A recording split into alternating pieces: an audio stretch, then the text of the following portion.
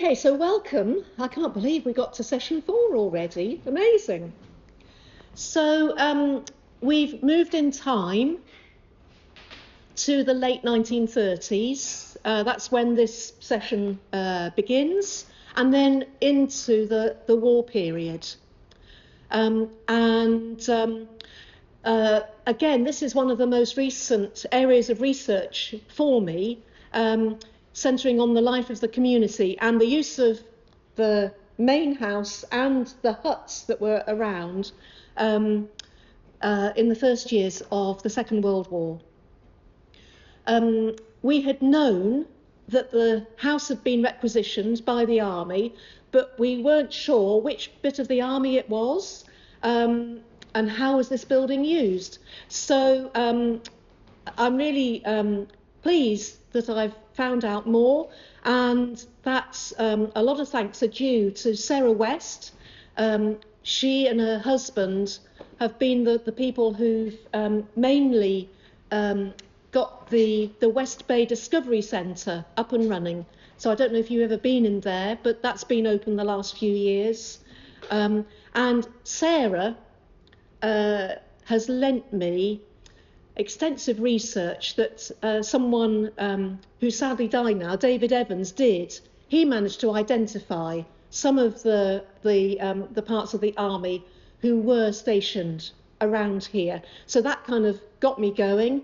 And then I haven't met Peter Williamson, but we've had a lot of contact by email, and he's been very helpful. He's the retired chair of the trustees of the Essex Regiment Museum. So that's a bit of a giveaway about which part of the army one of the bits of the army that were here. But let's set the scene first. What was happening in the months before the war, and who was living here when war was declared.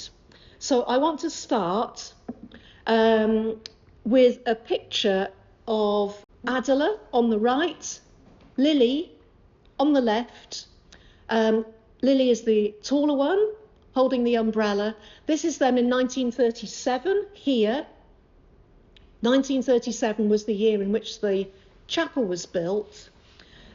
It's a poignant photo because a year later, Lily died suddenly. And so the huge emotional and spiritual support that she had given Adela was gone. And both Adela and the community struggled as a whole without her presence, her physical presence among them. Adela Curtis, was she given a diary for 1939?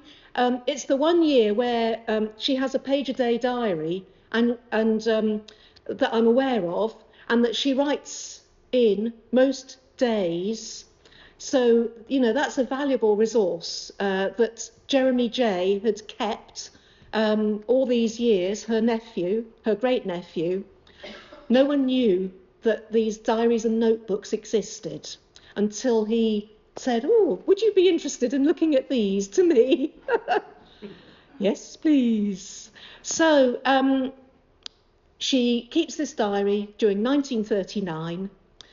So not only does it give us an idea of the life of the community from her perspective, but it also shows the kind of preparations that were being undertaken on the south coast months before war was declared in September of that year. I mean, I was surprised, for example, on Friday, the 6th of January, Adela wrote this. Rector sent 3 gas masks for sizes and says, as this is a nil area, none are being supplied, but he will order them for us if we wish. He is ARP warden. Phil and Eve, the nieces, who have been trained in London, are fitting us all tomorrow at 11, and I have ordered Alan, that's Alan Bendy, to superintend Hayward and Hussey on digging trench shelter. So this is the beginning of January 1939. So clearly the country is being prepared for a potential war months before war is actually declared. So just to say, who are these people? So the rector, who is also the ARP warden, is Canon Arthur Dittmer. He's rector of Burton Bradstock. So that's the parish still that we are based in Anglican terms. And the gas masks, they'd been a terrible part of warfare in the First World War, and so lots of people had them. Gas actually wasn't used in the Second World War, but you weren't to know that before the war started. And a reminder that Phil and Eve Hutchinson are Adela's nieces, and they were based in London mainly, but they came down regularly to spend the weekend with their aunt. And this is a picture of them. This is, Phil is on the left, Eve is on the right. This is a picture of them in their ATS uniforms. They quite possibly joined the ATS before the war started. It was certainly founded before the war. It was a sort of section of the army for women to join.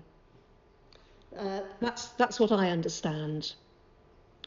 And Alan is Alan Bendy, Ali's uncle, and he has just arrived at the community. He arrived on the last day of December 1938 to be head gardener. Hussey, that is Ephraim Hussey. We heard him, he's mentioned by Dorothy. He was painting the boat for Eve, do you remember? Back in 1928. So Ephraim Hussey is a local fisherman and gardener. He lives in Burton Bradstock, and he's been employed by Adela since the 1920s to do the heaviest jobs. And Phil sent the government specifications for trench shelters by post to her aunt a few days later. And so I thought, well, what might the trench shelter have looked like? And I found these, the photo of people. So these aren't to do with here, but these are people digging a trench shelter somewhere else. Kennington Park, yes. And then the diagram to show what would have happened. But the construction of the trench was not straightforward here and was becoming uncostly. On the 8th of February, Adela wrote it in her diary, "One side of the ARP trench has fallen in from so much rain. Fearful mess of wet clay now. Sent for wire netting to peg down. Estimate for wood nearly £20 in addition to roof timber and is too much. Must keep the whole down to £50. And even that is a burden while chapel and lawyers are still unpaid." So I imagine they had been told they needed to have a trench shelter built. So this would be the shelter as preparation, you know, if there were going to be air raids. In February, the community received a visit from a Major Wratislaw. He was a retired army officer living down in Burton Bradstock with his wife. And at this time, he was part of the Dorset County Special Constabulary Mobile Division. He came to the community to inquire about the possibility of refugees being housed in the community house. Adela basically said no, and as she noted in her diary, gave him written statement of Pitt River's restriction and of our members owning cottages and coming to guest house. So presumably, when Adela bought the field in 1921 from the Pitt Rivers estate, there were some restrictions that were put in place about what could and could not be done on the land, even after Adela had purchased it. But we will see further into today's session that these restrictions could be overruled about who could live here and what could happen there. So, back to this wretched trench. Adela mentions it 16 times in her diary in the first 3 months of the year, and she becomes increasingly annoyed about the lack of progress. At last, when she's given the work to Fry, who is likely to be a local builder, and his men, she can state on the 28th of March that the trench is going well now. And then finally, on the 6th of June that year, 1939, the trench shelter is complete. And on a scorching day, she noted that it was the only cool spot on site. Then we move to September. On September the 1st, the Germans bombed Warsaw. Sister Margaret, who was living here, was shaky that day because her oldest son, Ted, was actually in Warsaw at the time of the bombing. He had previously sent £400 to his sisters, a couple of days before, in case he was killed. So you can imagine his mother is really anxious. So, and the rector, come ARP warden, Arthur Dittmer, promises to phone the community if there is an air raid warning in case they do not hear from Bridport. So on the 2nd of September, Adela wrote, "All prepared last night for a quick dash to trench. Girls, that's Phil and Eve, they're in their 30s, but very able, know exactly the right thing and do it at once and thoroughly." So they get the auntie's approval. And what is left of the trench here now? So this is where Tony is pretty sure, and others, this is where the trench shelter was. You can see that's the extension with the chapel behind. So this mass here, that covers the trench shelter. So one day we'll have an excavation, won't we? And that's the sort of the line of concrete there. Yes, so one day when we have time. Adela wrote this the next day on the 3rd of September 1939. 6:15 a.m. Stormy night of thunder, lightning and torrents of rain. Fine morning, sun and wind, white caps on sea. Corrected revised proofs of law of word from 6:30 a.m. to 11 a.m. At 11:10, Sister Margaret came with the news that war has been declared in defence of Poland. Later, Phil and Eve came after hearing Chamberlain's speech, which they said was most impressive and ended with a prayer of blessing. Just to flag up, Adela spent most mornings writing, and she would often wake up very early. This is late for her, getting going at 6:30. Very often she says she writes from 4 o'clock in the morning. This is what she feels she's called to be doing, to write and to teach. So she would be writing lectures and books constantly. Oh yes, and then she carries on. At noon, took service and gave address. Psalm 71, acutely appropriate. Also the first 5 verses, which I read as subject of 3:15 p.m. lecture. Let all those that trust in thee rejoice. Let them ever shout for joy because thou defendest them. All warned to take gas masks whenever leaving house. Took 3 o'clock and gave first lecture on law of the body. All 3 Huttons, so they're a retired couple and their daughter who live in Bridport, all 3 Huttons present, but half as many as last Sunday. Too tired to do the hill 3 times. She was living at Littleness at that time. She has heart trouble, so coming down the hill and up, she's saying it's too much for her to do it 3 times. Could not go for King's speech, so I guess that happened in the evening. But the girls told me how wise, simple and good it was. Adela is a royalist and she is not a pacifist. So she believes that this is a just war, and I'll probably say more about that a bit later. So then on the 9th, Saturday the 9th of September, a few days later, 6 a.m, fine day, quiet night, no firing. did strong work at 9 last night for all our forces. Let God arise and let his enemies be scattered. Spoke to Hitler 3rd night running. He is doomed by his own nature. My message tells him so. So this is, she's taking seriously the understanding that you can communicate with people without being near them, and that her words can have force, agency, and she believes that Hitler is satanic, and she is sure of victory, and that people like her and others can pray and affect the outcome. So, who was living here in September 1939 when war was declared?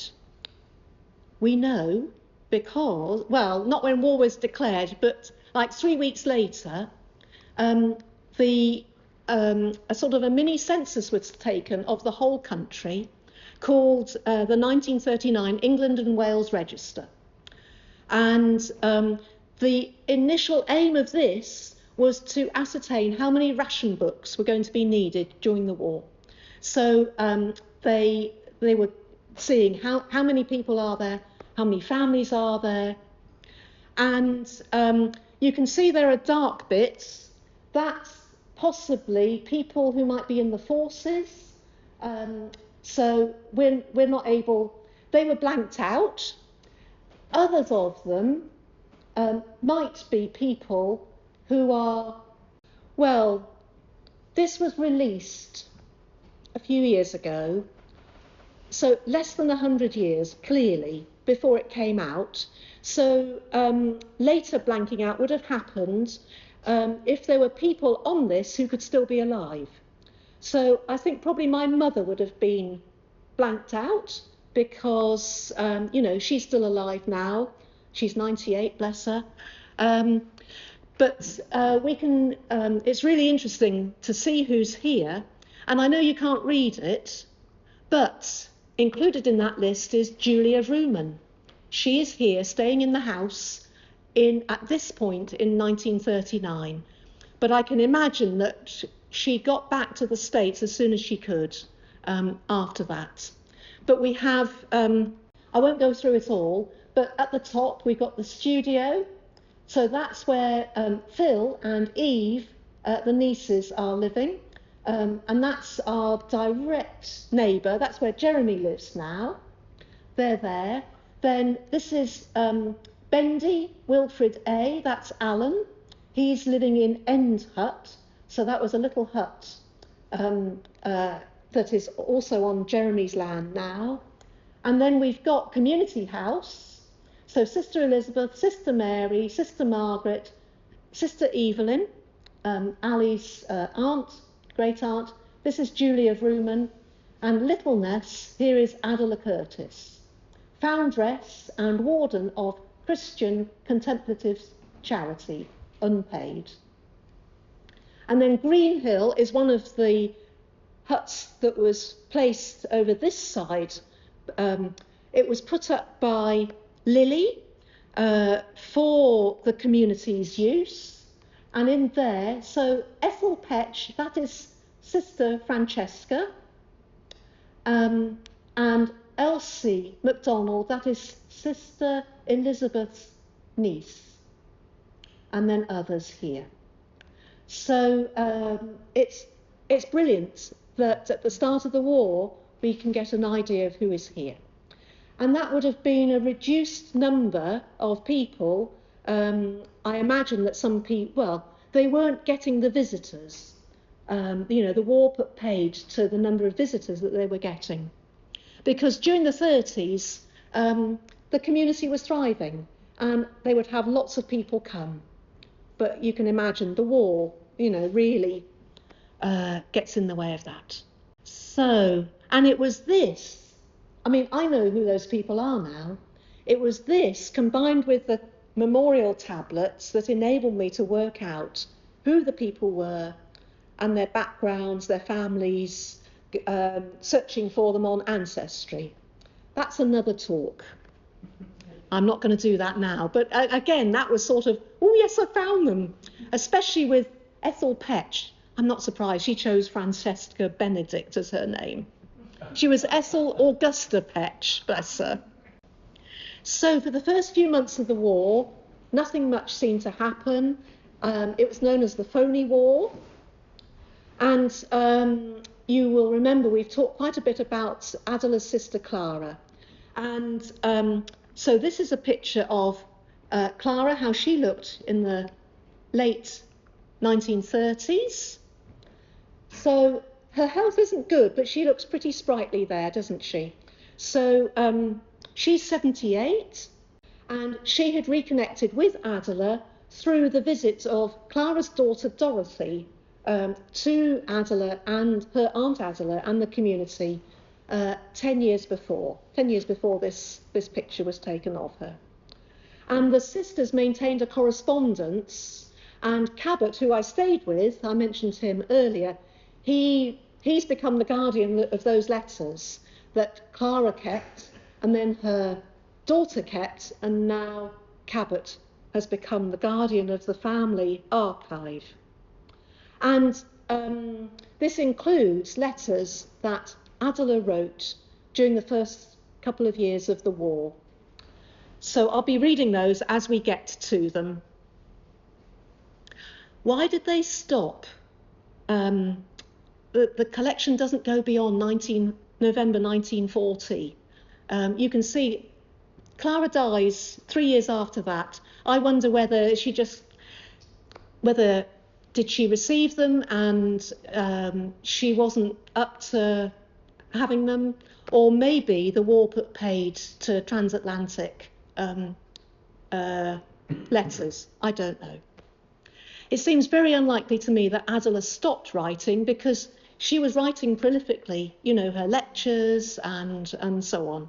Anyway, so the first of these letters, Adela writes on the 18th of September 1939, a fortnight after the declaration of war.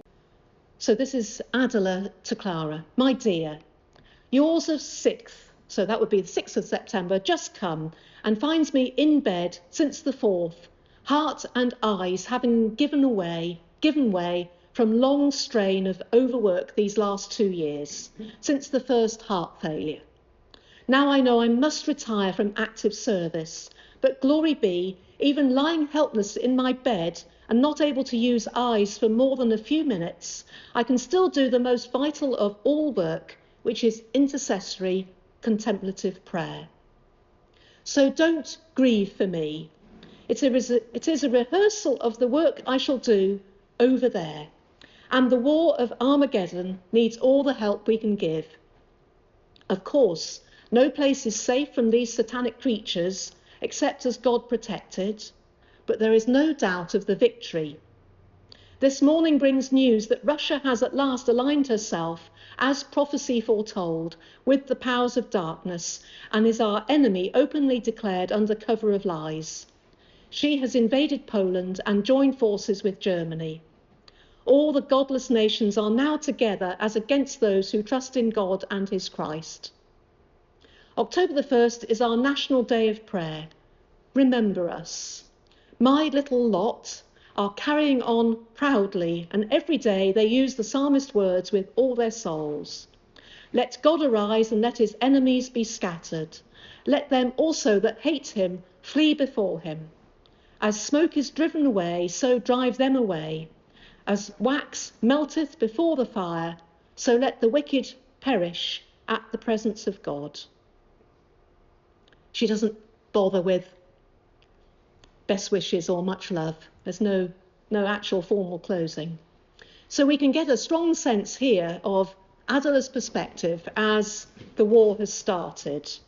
And like I said, she believes in the victory of the Allies. But I have to say that she sees and it might come up in some of these later writings, later letters, she believes that the Allies are also, this war is punishment for the Allies for not following God's will correctly. So the next letter, the 21st of October, a month later. I mentioned earlier that Basil is Clara's one remaining grown-up child because her daughter Dorothy had died 5 years before, and her youngest son, Alfred, was a soldier killed in the First World War. And Basil is an alcoholic, unable to keep a job. And the grandchildren who are mentioned in this letter are Dorothy's children. So the Dorothy who came over and met her auntie Adela, these are his children. Dearest Clara, I'm so thankful to hear of Basil's new start. Kellogg is a promising chance, known here almost as well as over there, but evidently needs the protection of an honest and shrewd brain to ward off sharks. I hope now he will be able to take good care of you. If you go with him to Florida, why not stay there for good, to shake the dust of Birmingham, this is Birmingham, Alabama, and all its unpleasant people off your feet. This to be there and to have no friendly relations with the grandchildren is a heartache of hope deferred. For the young are selfish and thoughtless, and elders must not look to them for comfort, or indeed to any outer source. Only God never fails. And our old age is our grand chance to acquaint ourselves more and more with him and be at peace. I sent you a few days ago my latest writings, hoping you will find some help in them. In another few weeks, the newest will come from the printers, The Judgment of the Nations, an address on the wall which many asked to have in print to give their friends. It was read for me, so that would have been when they were in the chapel. She wasn't well enough to read it out herself. She was too weak to stand, much less, so she says, it was read for me as I was too weak to stand, much less walk to the chapel to speak.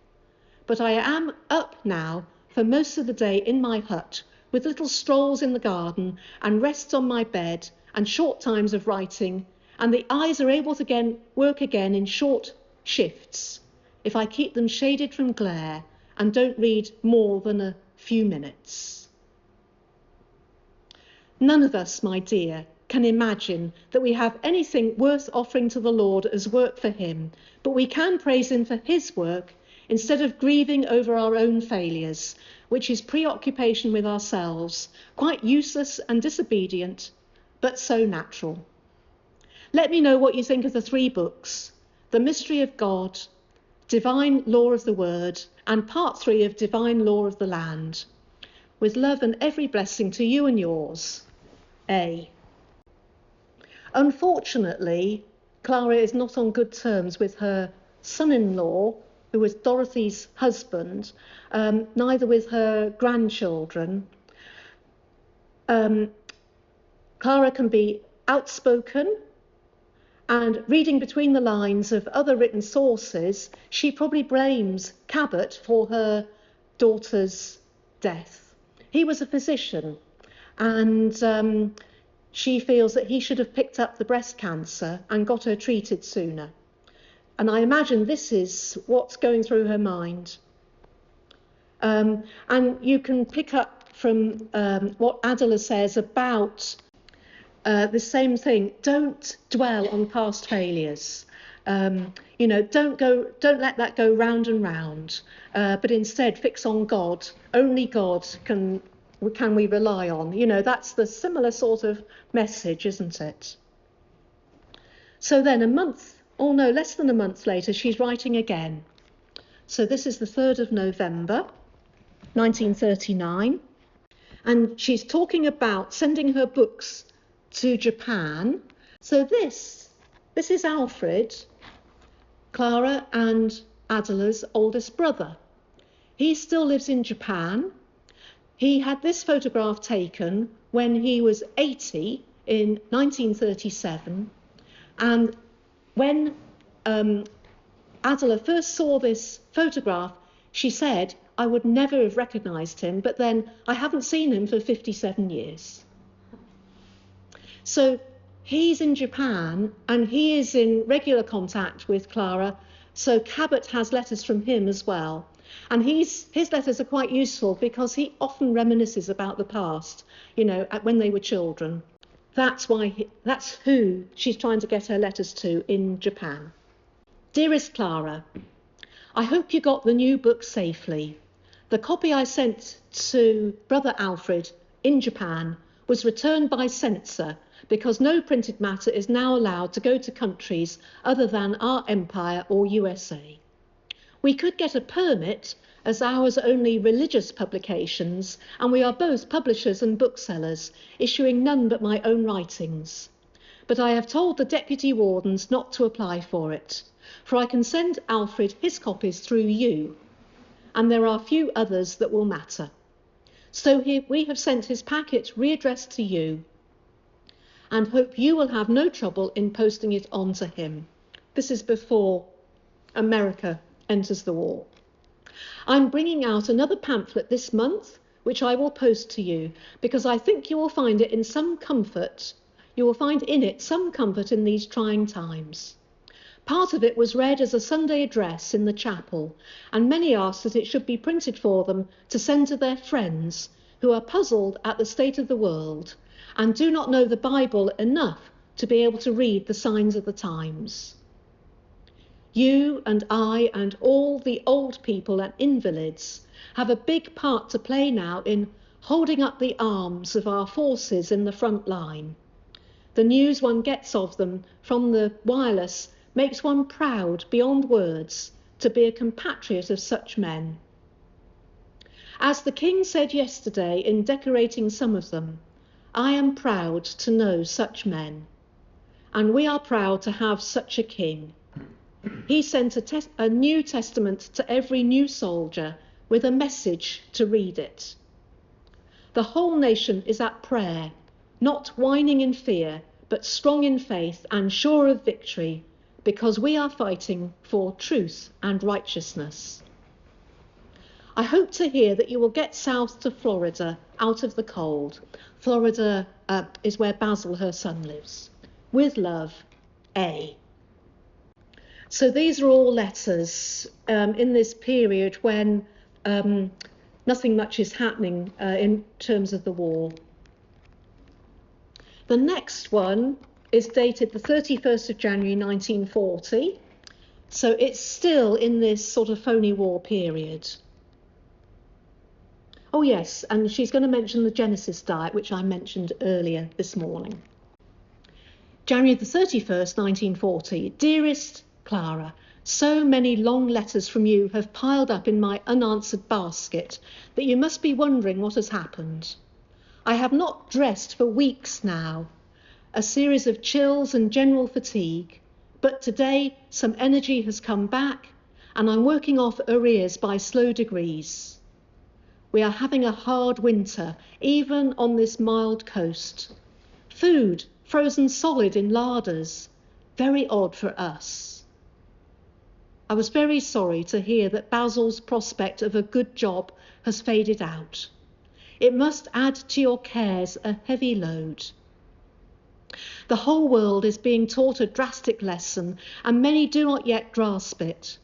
Life has become so artificial, so divorced from divine law, that it will take much suffering before the bulk of humanity will change the false standards by which conduct has been ruled. It is strange to see the government now telling people to do the very things I have been teaching and practicing for nearly 40 years, and I had almost given up hope of ever seeing any results. This war was needed to bring the world to its senses, but why choose such an awful way of learning common sense? Man is the stupidest animal ever invented. He has entangled himself in such a mesh of senseless habits, he actually does not know how to live rationally. This herding in cities and neglecting the land is sheer madness. Thank heaven a few are waking up at last. I wish you could get into better lodgings. Your account of the place you are in sounds unbearable.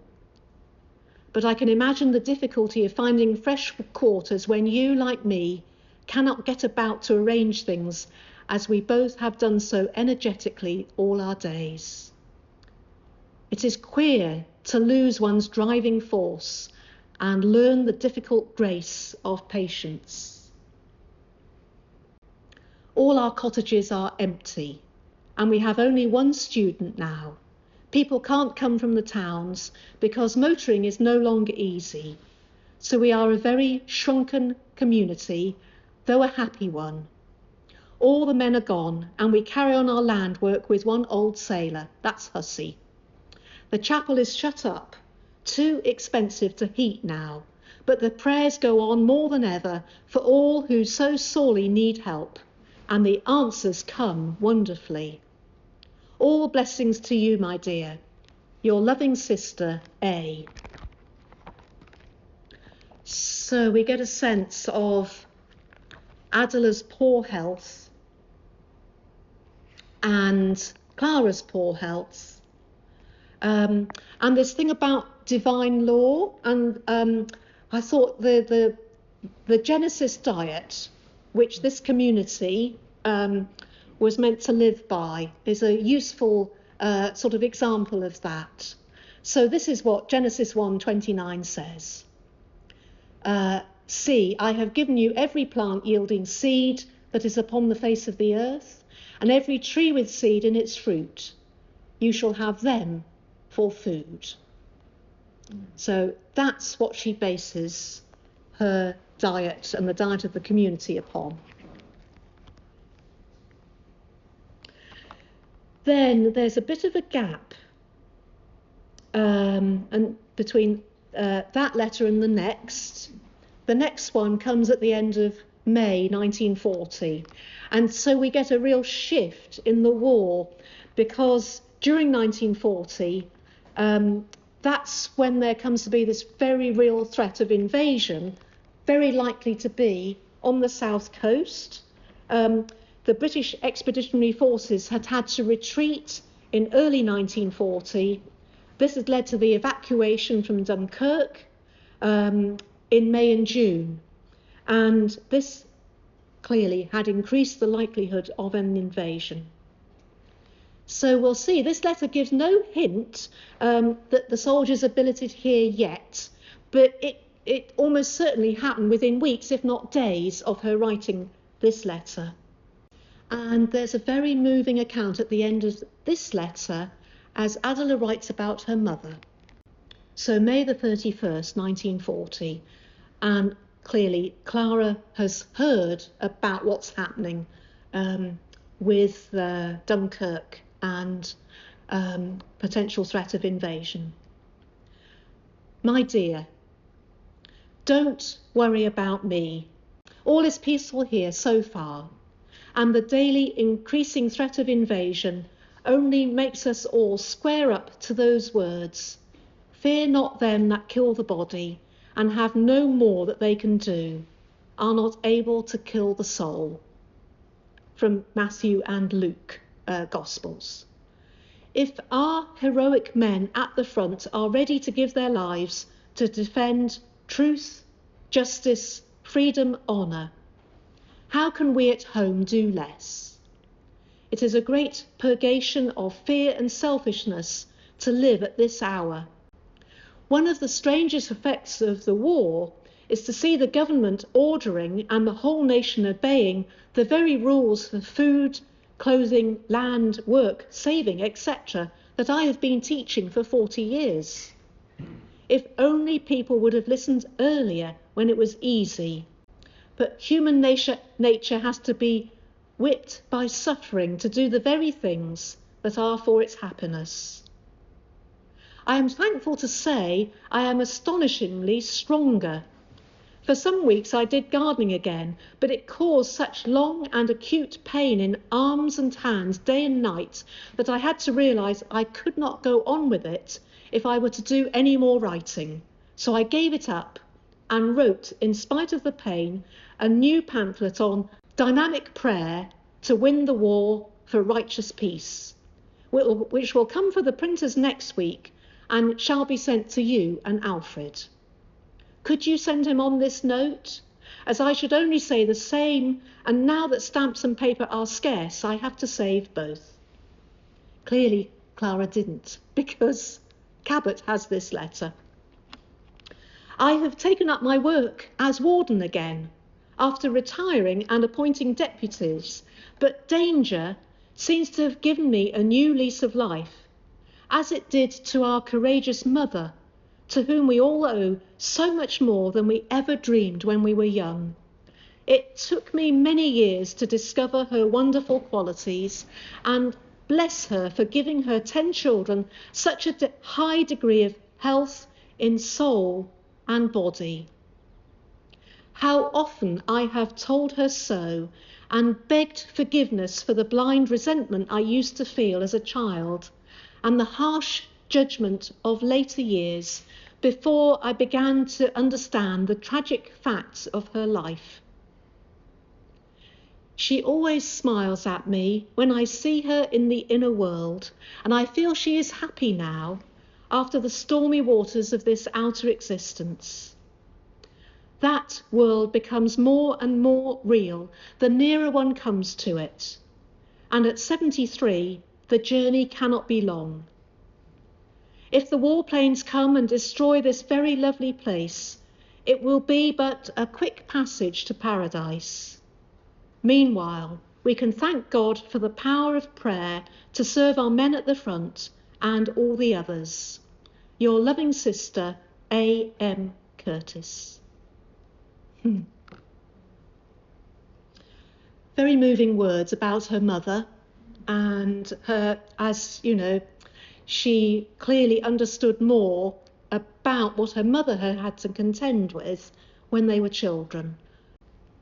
Then a little bit about what's happening here in terms of defence measures that were taken against invasion. So from June 1940 onwards, minefields were laid on the beaches, including 308 down on this bit of beach, Burton Mere.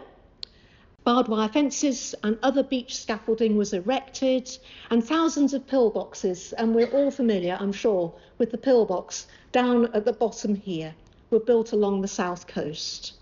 That's our own pillbox, which of course in those days wasn't almost covered by the scrub. It would have had a clear view all around of the coast. 40 of those were erected on the coast between Seatown and Abbotsbury. And there were different types of pillboxes. I learnt this when I went to Nose Fort, which is in Weymouth. I went there on June the 6th, and they have a little display. These are the different shapes of pillboxes. So apparently the one that we've got is type 22. So clearly the soldiers who laid the mines and did all the beach work and kept watch in the pillboxes had to be billeted nearby. And it's not at all surprising that here was requisitioned by the army. And there still is some evidence of their living here in the grounds to the west of the chapel. So can you see there's sort of red brick foundations here. When Moritz, our groundsman, cleared this scrub, he revealed these brickworks here. This was probably the foundations for a Nissen hut. It's possible that regular soldiers were billeted in the Nissen hut and the officers had the nicer quarters in the actual house. That's the sort of thing that happened. So which part of the army was it? So by the 8th of July, 1940, it was the 6th Battalion, the Durham Light Infantry. They were already here, so I think we must assume they were already billeted here by then. They had their headquarters in Lytton Cheney, which is 4 miles inland. Some of you know that village. So we are here, this little red dot here. I'm sorry, it's very small. That's us. Lytton Cheney is here. So that's like the headquarters. And then this is where West Bexington Farm, which I think must be what's called Tamarisk Farm now. That was another place where troops were based. And then others were based at Abbotsbury, and then down here at Langton Herring. So these four all kind of reported to Lytton Cheney. And Peter Williamson, who provided a lot of this information, he is a retired army officer, and he said, when you're talking about right and left on maps like this, you're always looking in the direction of the enemy. So we are the right flank, the far right flank. Langton Herring on the fleet, that's the far left flank. So it wasn't that this was a target for bombing itself, but Portland and Weymouth were, because that was an important base for troops and navy and so on. And they were targets for bombing, but also you'd get the German planes flying over to go to places like Bristol and Cardiff, and if they had bombs on their way back, they'd often drop them wherever. So, you know, it was dangerous. So this next letter, the 24th of August 1940, gives us a vivid sense of what it was like living on the front line. My dear, I was so glad to get yours of July the 28th, 2 days ago, for it lifted a load from my mind to know you at last safely housed and cared for. It had troubled me so much to be unable to send money to ease things for you now in your old age, after the lifetime of service you have rendered, and thus so generously. But the war has put an end to our work and our income. 6 of our houses are full of soldiers, and even our chapel is half full of furniture, for we could not afford to store it, and there was no room in Bridport for the contents of our big community house, even if we'd been able to pay for it. The labour of turning out house after house, so hut after hut, has been exhausting. My arms and hands have been crippled for a week, and I can no longer write decently, as you can see. Life is very strange here on the front-line defence. Strangest of all in going on as if nothing were happening. Last Sunday, I was reading in my hut, with all doors and windows wide open to the lovely summer sun and air, when I heard long peals of continuous thunder and cheering and shouting at the house. Went to my porch, so she's up there and she's looking down onto the main house, went to my porch door and saw every upper window crammed with soldiers who were watching the big air raid on Weymouth and Portland. Phil and Eve were helping to turn out a cottage at the other end of our settlement, because a sudden order had come that more troops were to arrive to sleep here that night, and they saw 6 German planes crash into the sea in front of us. The noise of gunfire through the night is very loud, and when 2 high explosive bombs fell in a field a mile from us, it sounded as if they dropped in my garden. The hut shook like paper, and I jumped nearly out of bed. The Germans come over every night, and when the noise of fighting is too loud and long, Phil and Eve most bravely come up to see if I'm all right. Their cottage is 10 minutes' walk from me, and they forgot the other night that the sentries at the gates would stop them with fixed bayonets and demand their business. They serve in our canteen every night, and all the troops know them by sight in the light, but took them for strangers and were very stern till they came close up. The Dunkirk men are here with orders that there is to be no retreat from this beach, and it is the same in every beach in England. Some of them told us that they had paid no attention to prayer since they were children, But on those Dunkirk beaches, we prayed for all we were worth, and we got a miracle. I pity any Germans who try to land in England. Even the women are ready to fight to rid the world of this satanic scourge. Edwin, their youngest brother, writes that his wife has made a most marvellous recovery and that her doctors are most enthusiastic about it. Goodbye, my dear. Tell Cabot, that's her son-in-law, tell Cabot how thankful I am that he is looking after you. Love, A. Quite a vivid sense of what it was like living here in the midst of the raids and the random dropping of bombs as they were sort of going back over the Germans. And Phil and Eve are clearly living back here at that time. They're living in the studio like they were before, serving in the canteen here, feeding the troops that are here. So come the 30th of September 1940, the 9th Battalion of the Durham Light Infantry relieved the 6th Battalion, but the 9th are here for just 2.5 weeks. And then on the 19th of October, they're relieved by the 8th Battalion of the Essex Regiment. And this is the battalion that stays here much longer than any other. So their war diary is fatter about being here and has more information. And there are some pictures, not in the war diary, but the Essex Regiment Museum has pictures of members of this battalion taken when they were stationed in Dorset. I was really hopeful there might be some in the house and grounds. Sadly not, but you might recognise this.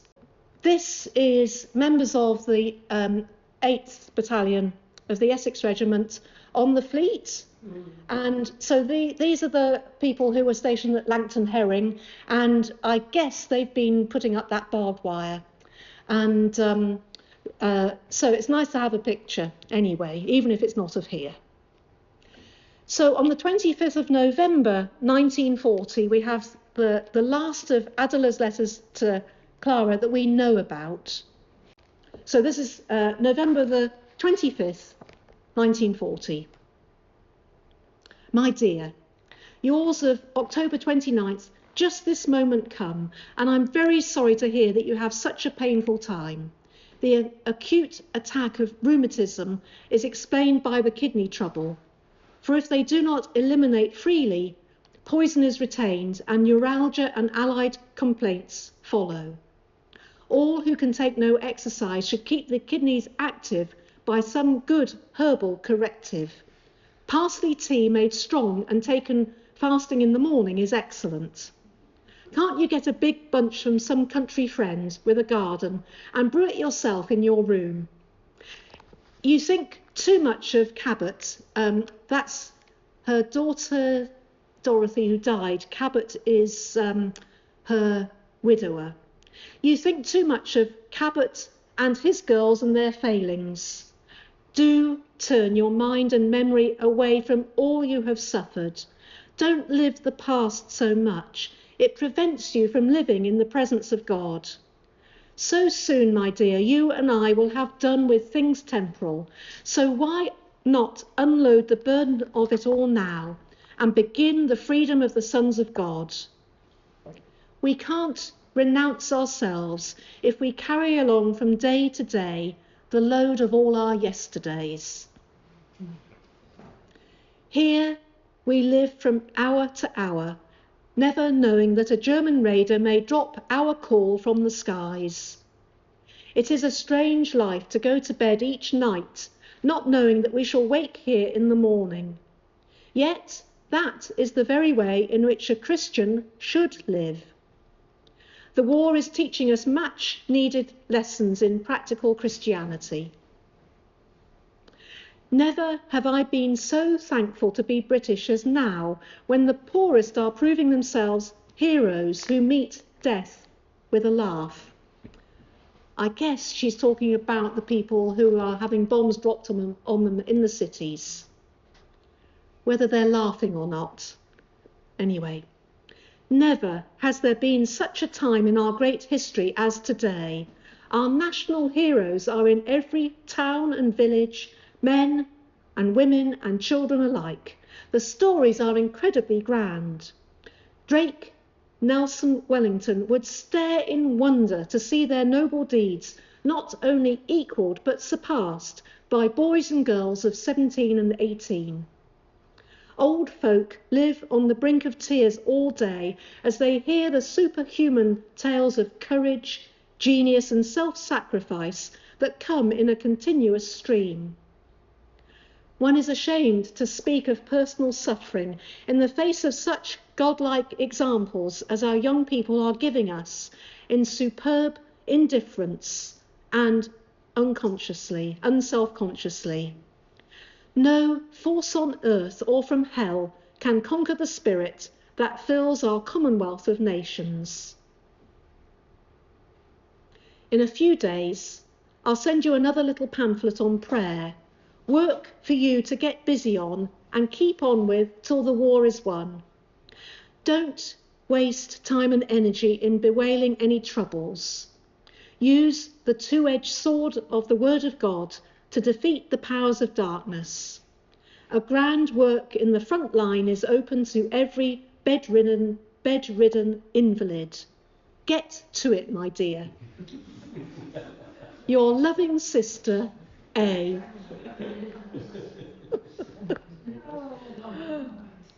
She's indomitable, isn't she? So I wonder whether Clara is suffering from kidney failure. That's where the pains are coming from. And perhaps this is a reason why no more letters were kept. Who knows? A moving last letter. I would say Adela sounds like she's revelling in being on the front line. So, on the 21st of March 1941, Operation Order Number 1 was issued for the 8th Essex, who were here, as well as along the beach, along the coast, with the recognition that the possibility of invasion becomes more imminent with the approach of spring. The intention was to defend these Dorset beaches if an invasion did take place, as the following quote makes clear. So this is from the War Diary. Method. There will be no withdrawal from the beaches. Any landing will be defeated on the beaches. Any local counterattacks will be delivered onto the beaches. Any troops landing on the beaches or any body of troops 6 or more strong moving inland from the beaches, whether dressed in British battle dress or not, will be treated as hostile, and if active operations have begun, will be destroyed, unless it is known for certain through previous notification or agreement that the body in question is in fact composed of British soldiers. And in the War Diary of the 8th Essex, the Christian Contemplatives Charity here is referred to as the nunnery, as seen in the signal diagram. We're the far west. This is nunnery here, and that's Abbotsbury. That's West Bexington. That's sort of Abbotsbury on the coast, and this is Langton Herring, where those men were standing by the fleets and with their barbed wire and so on. And this is the signal diagram. And you can see that nunnery is on the most westerly side of the area covered by the 8th Essex, with battle headquarters more centrally based at Abbotsbury.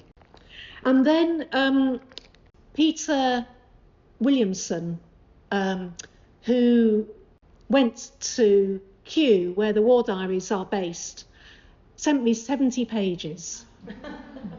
I'm not going to show you them all. So this second image, I'm not expecting you to read it. It's shared from their War Diary, And it comes from Administrative Order Number 1, dated the 23rd of June 1941. It's just fascinating when you read it to see how much detail went into the orders issued, with 5 pages covering 11 topics, ranging from ammunition to the reporting of casualties. And 30 copies of this were to be made of these orders and distributed to the companies on the ground, plus others, including the chaplain. And 2 copies were kept for the war diary. I mean, the organisation and the planning was phenomenal. I'm not expecting you to see it, but nunnery here is mentioned a couple of times on the page, pictured here. So in one of the paragraphs, Nunnery and West Bexington Farm are styled the 2 right flank companies, and as such, they will be served by a garrison engineer in Bridport. And then in paragraph 6, medical, Nunnery is designated a company aid post. And there is a diagram that goes with this. And so Nunnery is shown as the company aid post for the right sector. Nunnery, where are we?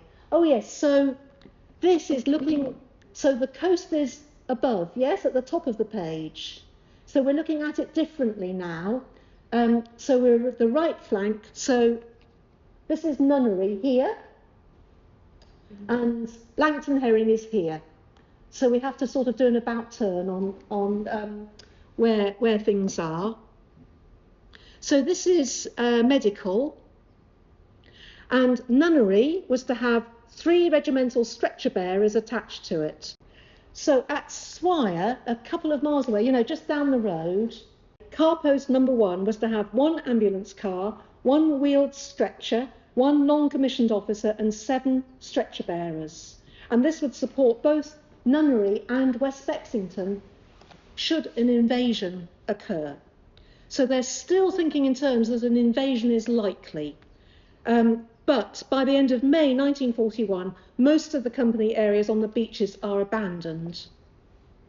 And on the 23rd of November of 1941, the 8th Essex is sort of transformed into the 153rd Regiment RAC, Royal Artillery Company, I guess. And one of the final acts of A company of the 8th Essex is to hand over Nunnery to A Company of the 9th Battalion of the Royal Welsh Fusiliers.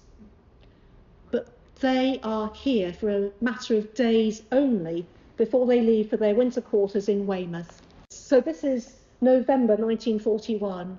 I haven't found any evidence yet that British forces returned to beach defence here after that. And as it turns out, as we now know, Hitler had decided by September 1940 not to invade. But of course, no one here knew that. And he kept sending the air raids over, so you had to be on high alert because the bombers are still coming over. So I thought it would be nice to mention Alan Bendy, Ali's uncle. This is him in his uniform. He had been the gardener here. He came along at the beginning of 1939 and was here for about 9 months of that year, and then went into the RAF. And you can see, sadly, he didn't survive the war. But he was very much one of the reasons why he came here was that he had been really influenced by Adela Curtis's teaching, and he wrote letters to family and others. The Vrumans, he kept in touch with the Vrumans, who were mentioned this morning, and he found Adela Curtis's teaching really helpful. The meditating, making sure that he meditated every day, and he felt that really helped him, in these really troublous times. And you have a lot of his letters, don't you?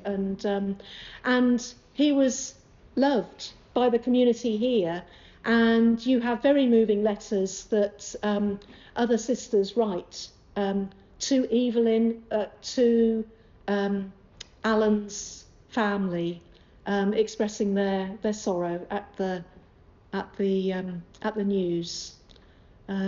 So it's important to mention him. And then moving forward, so I'm not sure that that there were troops stationed here sort of in those middle years of the war. Come end of 1941, I think they probably left. But then, moving forward to 1943, 44, American troops are over. America's come into the war, and they take over Nunnery and other local former army headquarters as they prepare for D-Day.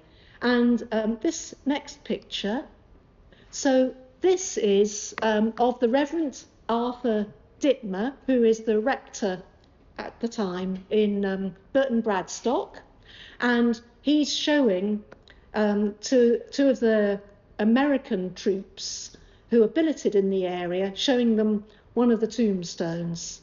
So it's rather nice to see that photo. So they're here preparing for D-Day. And then, of course, D-Day happens on the 6th of June, 1944, just over 80 years ago. And then, just to say, another of Ali's relatives, Sister Evelyn, your great aunt. This is your father, isn't it? This is so Alan's brother John there, and your grandmother in the hat, and then this is Sister Evelyn, who was John's auntie. She lived here for 20 years or so, from about 1930 to about 1950, and she was involved in heroic action in saving a pilot whose plane had crash landed in the fields just beyond here. And it's a wonderful story. She rushes out and calls one of the sort of men working here, "Come on, Rogers." And together they help pull out the airman. So this is a British airman who's crash landed his plane in the fields. They manage between them to pull him out. One of his feet is stuck. They have to really pull him. And they managed to rescue Ralph Brown in his gear there. And Sister Evelyn receives the British Empire Medal for bravery, because they pull him out and then his plane goes up in flames. There's the local newspaper clearly gets hold of, it's big news, and they say, "You must have been exhausted after all that." And she says, "I was not, I was exhilarated." And she says, "I've been working the land here for 15 years, I'm really strong." And it's a wonderful story. And you can see the Sylvia Hutchins here discovered that she was Ralph Brown's daughter. She never knew her father when she was growing up, but she managed to find him. So Ralph Brown went on to marry and had children, and this is Steve. So these are half brother and sister, and they came about 3.5 years ago, and she brought flowers because she was when she discovered the story, she was really thankful for the work of Sister Evelyn in rescuing her father, even though she didn't know her father. So this is the British Empire Medal that your family, your brother, still has. Yes. Unfortunately, the King, George VI, wasn't well enough to present the medal in person, so it came through the post, which was a shame. but I hope she was able to wear it with pride. So there we are. That's all I have to say.